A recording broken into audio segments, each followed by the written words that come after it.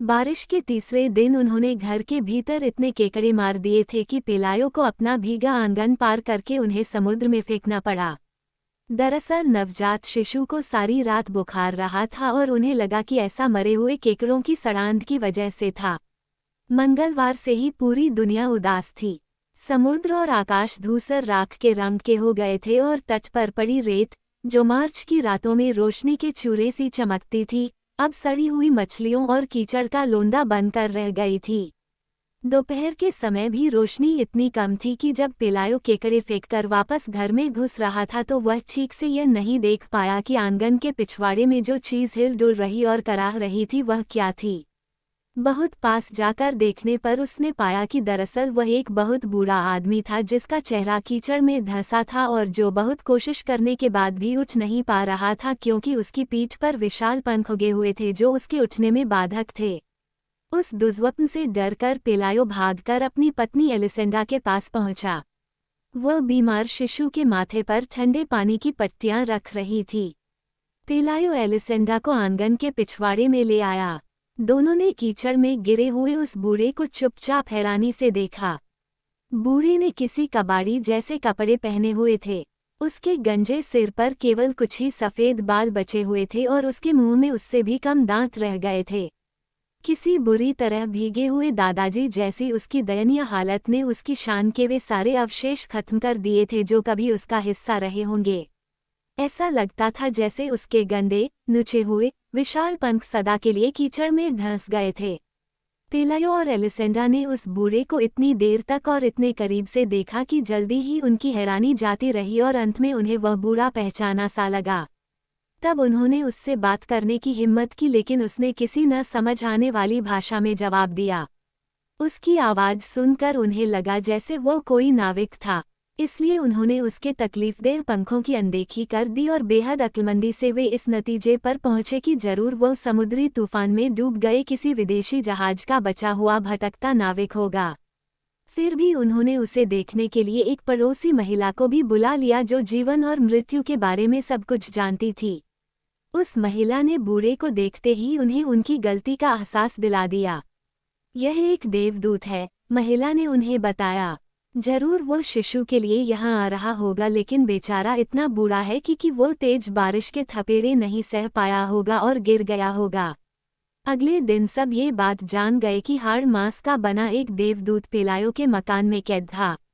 उस बुद्धिमान पड़ोसी महिला की राय में उस जमाने में देवदूत एक खगोलीय षड्यंत्र में शामिल बचे हुए भगोड़े थे और उन्हें दंड दिया जाना चाहिए था। पर वे दोनों पति पत्नी उस देवदूत को पीट पीट कर मार डालने की क्रूरता नहीं कर सके। हालांकि पूरी दोपहर पेलायो एक डंडा लिए हुए रसोई में से उस पर नजर रखे रहा और रात में सोने के लिए जाने से पहले उसने उस देवदूत को कीचड़ में से घसीटकर बाहर निकाला और उसे मुर्गियों के साथ बाड़े में बंद कर दिया। बीच रात में जब बारिश रुक गई थी, पेलायो और एलिसेंडा तब भी केकड़े मार रहे थे। कुछ देर बाद शिशु जाग गया। अब उसे बुखार नहीं था और उसे भूख लगी थी। तब उन्हें दरियादिली महसूस हुई और उन्होंने निश्चय किया कि वे उस देवदूत को बीच समुद्र में एक बेड़े पर 3 दिनों के खाना पानी के साथ छोड़ देंगे। बाकी उसकी किस्मत। लेकिन पाँव फटने के साथ ही जब वे आंगन में गए तो उन्होंने पाया कि उनके सारे पड़ोसी मुर्गियों के बाड़े के सामने जमा थे। वे सब उस देवदूत का मजाक उड़ा रहे थे। उनमें उसके प्रति जरा भी सम्मान नहीं था बल्कि वे तो बाड़े के तारों के बीच से उसकी ओर इस तरह खाने के टुकड़े फेंक रहे थे जैसे वह कोई अलौकिक प्राणी न हो, सर्कस का जानवर हो। उस अजीब खबर से चौंक कर पादरी गोंजागा वहां सुबह 7 बजे से पहले पहुंच गया।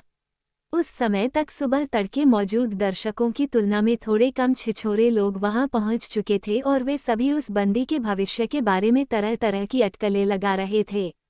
उनमें से सबसे सीधे सादे लोगों का मानना था कि उस बूढ़े देवदूत को विश्व का महापौर बना देना चाहिए। उनसे अलग अन्य सख्त मिजाज वाले लोगों ने कहा कि उसे पदोन्नति देकर सेनापति बना दिया जाए ताकि उसकी कमान में सभी युद्ध जीते जा सकें। कुछ स्वप्नदर्शियों का विचार तो ये था कि उसके माध्यम से पृथ्वी पर पंखों वाली एक अक्लमंद प्रजाति के मनुष्यों को विकसित किया जा सकता था जो बाद में पूरे ब्रह्मांड की देखरेख की जिम्मेदारी ले सकते थे। किंतु पादरी बनने से पहले फादर गोंजागा एक लकड़हारे के रूप में कड़ी मेहनत किया करता था। बाड़े के तारों के पास खड़े होकर उसने पल भर में ही अपने धर्म शिक्षण पर पुनर्विचार कर डाला। उसने बाड़े के तार खोलने का आदेश दिया ताकि वह उस बेचारे आदमी को करीब से देख सके जो मंत्रमुग्ध मुर्गियों के बीच एक बड़े आकार की कमजोर मुर्गी सा लग रहा था। सुबह तड़के आए लोगों द्वारा फेंके गए फलों के छिलकों और खाने के टुकड़ों के बीच कोने में पड़ा वह बूढ़ा धूप में अपने खुले पंख सुखा रहा था। जब पादरी गोंजागा ने मुर्गियों के बाड़े में जाकर लातिनी भाषा में उसका अभिवादन किया तो विश्व की ढिठाई से बेखबर उसने केवल अपनी प्राचीन आंखों की पलकें उठाईं और फिर वह अपनी जबान में कुछ बुदबुदाया। पादरी को पहले पहल उस बूढ़े के ढोंगी होने की शंका तब हुई जब उसने पाया कि वह न तो ईश्वर की भाषा लैटिन समझ सकता था, न ही उसे एक पादरी का अभिवादन करने का शिष्टाचार आता था। फिर उसने पाया कि करीब से देखने पर वह बूढ़ा बिल्कुल इंसान जैसा लगता था। बाहर पड़े रहने से उसकी देह से एक असहनीय दुर्गंध आ रही थी। उसके पंखों के उल्टे हिस्से परजीवियों से भरे थे। तेज हवा ने उसके पंखों को कई जगह नुकसान पहुंचाया था। देवदूतों की शानदार गरिमा के अनुरूप उसमें कहीं कुछ नहीं था। फिर पादरी मुर्गियों के बाड़े में से बाहर निकल आया और अपने एक संक्षिप्त प्रवचन में उसने जिज्ञासुओं को अधिक भोले और सीधे होने के खतरों के बारे में बताया। उसने उन्हें याद दिलाया कि शैतान धोखा देने के लिए कई युक्तियां इस्तेमाल करता है ताकि असतर्क लोग भ्रम में पड़ जाएं। उसने दलील दी कि यदि एक हवाई जहाज और एक बाज में फर्क तय करते समय पंखों को आवश्यक हिस्सा नहीं माना जा सकता तो देवदूतों को पहचानने में पंखों की भूमिका उससे भी कम है। इसके बावजूद पादरी ने वादा किया कि वह अपने वरिष्ठ पादरी को एक पत्र लिखेगा ताकि वह सर्वोच्च पादरी को एक पत्र लिखकर इस विषय में अंतिम निर्णय प्राप्त कर सके। किंतु सावधान रहने के पादरी के उपदेश का लोगों पर कोई असर नहीं हुआ। बंदी देवदूत की खबर इतनी तेजी से फैली कि कुछ ही घंटों में उस आंगन में बाजार जितनी चहल पहल हो गई और अधिकारियों को संगीन वाली बंदूकों से लैस सैनिक बुलाने पड़े ताकि उस बेकाबू भीड़ को तितर बितर किया जा सके जो पूरा मकान गिरा देने पर आमादा थी। भीड़ ने जो गंदगी वहां फैलाई थी उसे झाड़ू से बुहार कर साफ करने की वजह से एलिसेंडा की पीठ में दर्द होने लगा। तब उसके मन में यह विचार आया कि आंगन में बाड़ लगाकर क्यों न देवदूत को देखने आने वालों के लिए कुछ रुपयों का प्रवेश शुल्क लगा दिया जाए। जिज्ञासु लोग दूर दूर से आने लगे। तरह तरह के खेल तमाशों से लैस उत्सव का माहौल लिए एक घुमंतू दल वहां आ पहुंचा। उड़ने की कलाबाजी दिखाने वाला इस दल का एक कलाकार कई बार भीड़ के ऊपर से गुजरा, किंतु लोगों ने उसकी ओर कोई ध्यान नहीं दिया क्योंकि उसके पंख किसी देवदूत के नहीं थे बल्कि किसी चमगादड़ जैसे थे। धरती पर मौजूद सबसे ज्यादा बीमार लोग भी स्वास्थ्य लाभ करने की आशा लिए वहां पहुंचने लगे। इनमें एक गरीब महिला थी जिसने बचपन से अपने दिल की धड़कनों को गिना था और अब उसे गिनती की सही संख्या का अंदाजा भी नहीं रहा था। पुर्तगाल का एक आदमी था जिसका कहना था कि सितारों का शोर उसे सोने नहीं देता। इन्हीं में नींद में चलने की बीमारी वाला एक आदमी भी था जो दिन में जागृत अवस्था में किए गए अपने सारे काम रात में उठकर मिटा देता था। इनके अलावा कई और रोगी भी वहां आए जिनकी बीमारियां इतनी गंभीर नहीं थीं। थकान के बावजूद पेलायो और एलिसेंडा खुश थे क्योंकि एक हफ्ते से भी कम समय में उनके कमरे रुपयों से ठसाठस भर गए थे, जबकि भीतर आकर उस बूढ़े को देखने वाले तीर्थ यात्रियों की कतार क्षितिज के भी आगे तक फैली हुई थी। वह बूढ़ा देवदूत ही वहां मौजूद एकमात्र ऐसा व्यक्ति था जो अपने लिए आयोजित उस पूरे तमाशे में कोई भूमिका नहीं निभा रहा था। अपने उधार के रहने की उस जगह में वह किसी तरह आराम से रहने की कोशिश कर रहा था। हालांकि तार के पास जलाई गई पवित्र मोमबत्तियों और दियों और लालटेनों में पड़े तेल के जलने से उठती असह्य गर्मी उसे पीड़ित कर रही थी। शुरू में लोगों ने उसे नेप्थलीन की गोलियां खिलाने की कोशिश की क्योंकि पड़ोस में रहने वाली अक्लमंद महिला ने बताया कि देवदूत यही खाते थे, लेकिन बूढ़े ने इसे खाने से इनकार कर दिया। उसने तीर्थ यात्रियों द्वारा दिया गया पवित्र भोजन भी ठुकरा दिया। अंत में उसने केवल बैगन का गूदा ही खाया। क्या इसकी वजह ये थी कि वह एक देवदूत था या ये कि वह बूढ़ा था, ये बात लोग कभी नहीं जान पाए। उसकी एकमात्र अलौकिक खूबी ये थी कि वह सहनशील था। खास करके शुरुआती दिनों में, जब उसके पंखों में मौजूद खगोलीय परजीवियों की तलाश में उद्धत मुर्गियां उसे अपने चोंचों से मार रही थीं और किसी चमत्कार की उम्मीद में अपंग और बीमार लोग उसके पंखों को नोच नोच कर अपने रुगन और बेकार अंगों से लगा रहे थे। यहाँ तक कि उनमें से सबसे दयालु लोग भी उसे पत्थरों से मार रहे थे क्योंकि वे देखना चाहते थे कि उठकर खड़े होने पर वह कैसा दिखता है। वह केवल एक बार तभी हिला डुला जब लोगों ने एक गरम सलाख से उसे दाग दिया। दरअसल वह बूढ़ा कई घंटों तक बिना हिले डुले बैठा रहा था और लोगों को लगा था कि वह मर चुका है। गरम सलाख से दागे जाने पर उसने तीव्र प्रतिक्रिया दिखाई। वह चौंक कर उठा और अपनी अजनबी भाषा में न जाने क्या प्रलाप करने लगा। उसकी आंखों में आंसू छलक आए। फिर उसने अचानक अपने पंखों को तेजी से फड़फड़ाया जिससे मुर्गियों के मल और खगोलीय धूल की उठी आंधी ने चारों ओर भगदड़ मचा दी। हालांकि कई लोगों को ये लगा कि उसकी प्रतिक्रिया क्रोध से नहीं बल्कि पीड़ा से उपजी थी, फिर भी इस घटना के बाद लोग उससे सावधानी से पेश आने लगे। अधिकांश लोग अब समझ गए कि उसकी निष्क्रियता किसी नायक के आराम की क्रिया नहीं है बल्कि महाप्रलय लाने वाली किसी तबाही का रुका हुआ होना है। पादरी गोंजागा ने इधर उधर की प्रेरक कहानियां सुनाकर छिछोरेपन पर उतारू भीड़ को किसी तरह रोक रखा था। दरअसल बंदी के साथ आगे क्या किया जाना है, वह इस बारे में धर्माचार्यों के अंतिम फैसले के आने की प्रतीक्षा कर रहा था। लेकिन रोम से संदेश आने में देरी होती जा रही थी।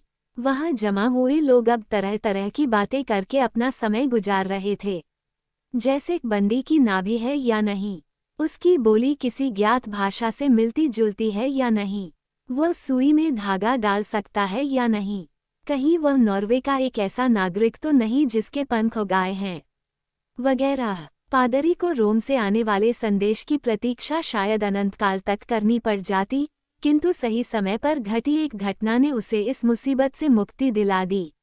हुआ ये कि उन्हीं दिनों आकर्षित करने वाले दूसरे बहुत सारे खेल तमाशों के साथ साथ शहर में एक ऐसा तमाशा दिखाने वाला समूह भी आ पहुंचा जिसमें अपने माता पिता की बात न मानने के कारण मकड़ी बन गई एक युवती भी थी। इस तमाशे को देखने के लिए लगाया गया प्रवेश शुल्क देवदूत को देखने के लिए लगाए गए प्रवेश शुल्क से कम था। न केवल ये बल्कि लोग मकड़ी बन गई युवती से उसकी दुर्दशा के बारे में तरह तरह के प्रश्न भी पूछ सकते थे और उसकी जांच पड़ताल कर सकते थे ताकि किसी को भी उसकी डरावनी हालत के बारे में कोई संदेह न रहे।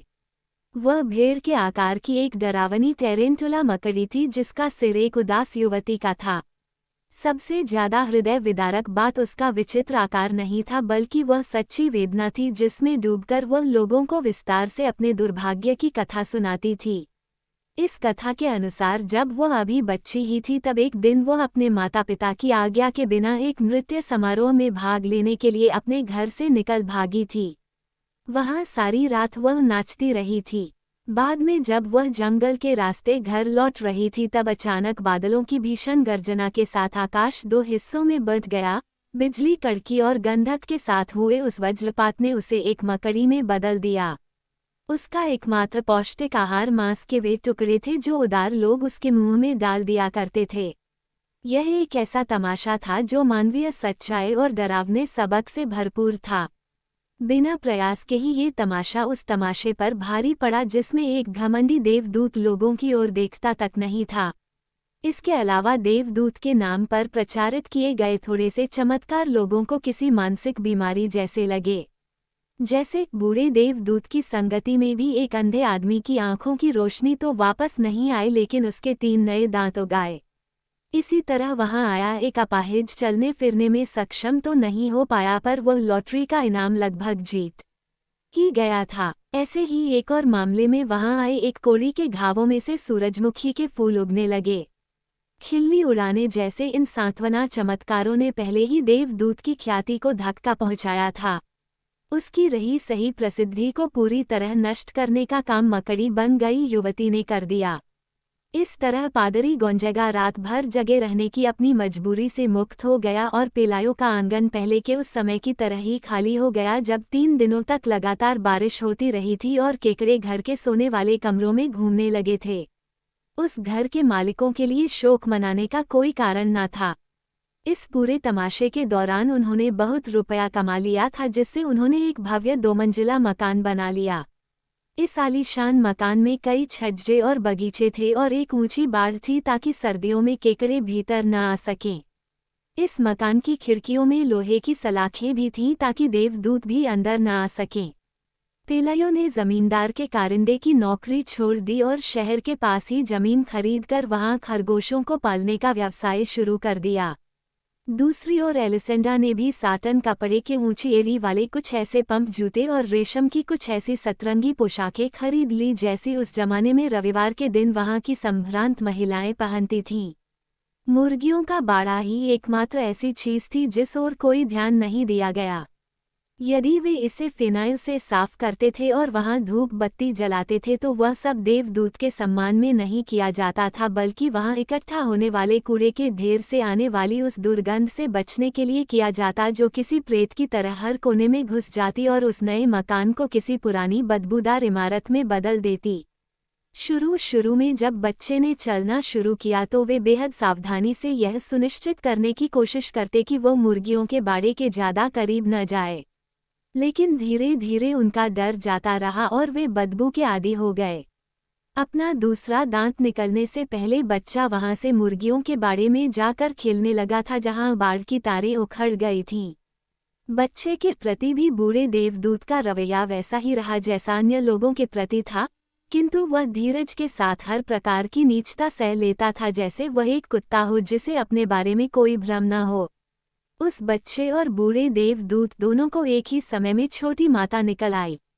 जिस डॉक्टर ने बच्चे का इलाज किया वह देवदूत की छाती पर आला लगाकर सुनने के लोभ से खुद को न रोक सका।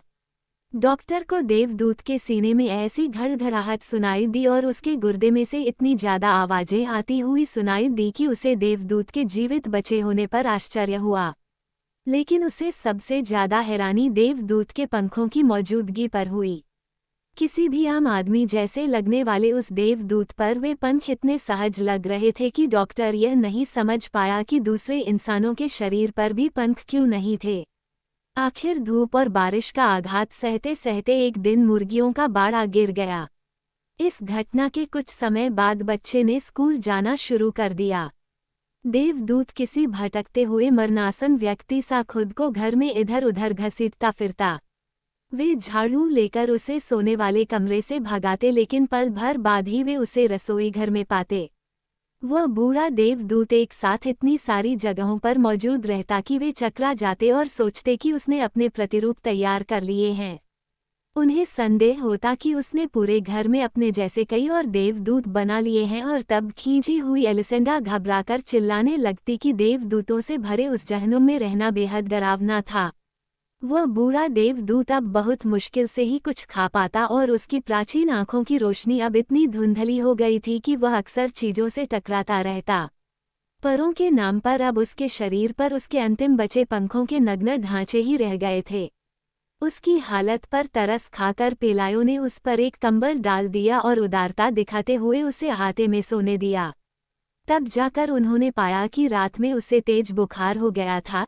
जिस हालत में किए जा रहे अपने प्रलाप में वह नॉर्वे की भाषा के कठिन शब्द बड़बड़ाता हुआ सा लग रहा था। ऐसा कभी कभार ही हुआ था कि वे उस बूढ़े के बारे में भयभीत हुए हों, लेकिन उस बार ऐसा ही हुआ।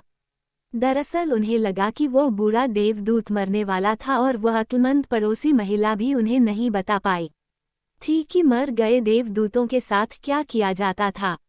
इसके बावजूद वह न केवल भीषण ठंड झेलकर बच गया बल्कि अच्छे मौसम के शुरू होते ही उसकी हालत में सुधार भी हुआ। आंगन के दूर के कोने में वो कई दिनों तक बिना हिले डुले बैठा रहा। वहां उसे कोई नहीं देख सकता था। अगले माह के शुरू में उसके पंखों पर कुछ बड़े और खड़े बालों के गुच्छे उगने लगे। ये किसी बिजुका के परों से थे, जैसे ये दोबारा जर्जरता का दुर्भाग्य लेकर आए हों। लेकिन बूढ़े को शायद इस परिवर्तन का कारण पता था, क्योंकि वो पूरी तरह सतर्क था कि कोई इसके बारे में न जान पाए। कभी कभी वह रात में छिपकर सितारों तले समुद्री गीत गुनगुनाता था। उसने इसकी भनक भी किसी को नहीं लगने दी।